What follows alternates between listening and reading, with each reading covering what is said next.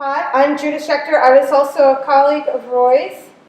I have a piece to read that he wrote, but before I do, I just would like to share, first of all, what people are saying is so wonderful. It's so really, really nice to hear what people have to say.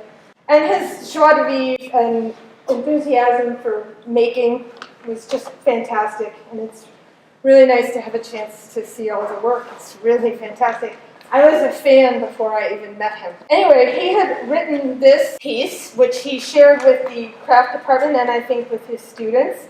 I had asked him for it because I wanted to read it to students on my own. It's a brief history of craft, and I always loved it because it was funny, brief, and presumably very true. Prologue. In an effort to understand more about the history of our field, crafts, and to discover just how far back it really goes, I consulted the ultimate authority, the Venus of Willendorf, the magnificent ghost of craft's past. She took me on a tour that began in a cave circa 2001 BC. That's before craft.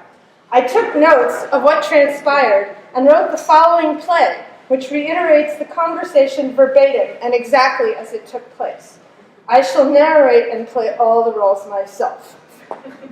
The Clan of the Cave Crafts, or A 2-Minute History of Craft as We Know It, being a melodrama in 2 short acts and an extremely abbreviated history of craft that cuts directly to the good parts, but in its brevity spares no detail. Act 1, Scene 1, a cave. Present are Og, the hunter-gatherer, Aga, his significant other, and Ogly, their child. Aga, me tired of sitting on rock hard. Og, me fix. He exits the cave. Ogly, me got whiff. He follows Og out of the cave. Scene 2, 2 hours later.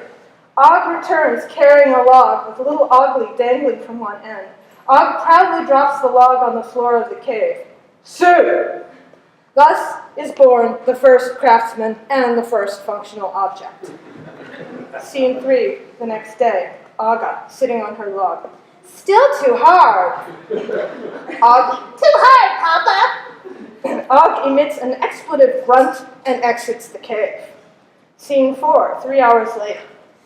Og returns bloody and scarred, but with a fresh bear skin, which he throws over the log. Sit down! Thus is born the first upholstered functional object. Scene 5, 3 days later. Aga sitting on her newly upholstered log. Now everybody in clan wants furry log like mine. Og, me make. Ogly, me help. Aga, me sell, me collect clams. Thus is born the first entrepreneur, the first apprentice, and the first business manager. Act 2, 1 moon later. The rest of the clan is lined up outside of the cave waiting for their upholstered logs. Og, now a huge success, is busily putting pelts on logs and is wearing a pair of Italian handmade sandals. Aga is sitting on her log counting a huge pile of clams. Aga, now everyone will have bear chair just like mine. Want more special.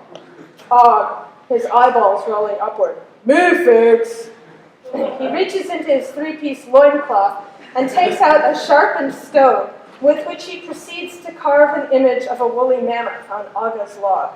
Now special. Aga, dreamily. Oh, Og. The lights fade, the curtain falls. As a result of Aga's gratitude, the size of Og's family was doubled. Thus began the history of the decorative arts. Ogly and his new sibling, more Ogly, eventually took over the family craft business. Several moons later, they had a disagreement concerning the division of labor and chores. Ogly moved out of the cave and started selling his upholstered logs in a tent. Thus was born the first craft fair. Meanwhile, more Ogly continued to take orders from inside the cave and paid only half to Ogly, who was getting tired of camping out. Thus began the first craft gallery. Eventually, they were reunited, called their business Oglyware, and added more caves. The business was handed down from generation to generation to generation to generation, etc., etc., etc., etc., etc., thus creating the first craft dynasty. Even though Oglyware is now made in China, the handmade, one-of-a-kind studio furniture created by their descendants may still be seen in every major archaeology museum throughout the world. The end.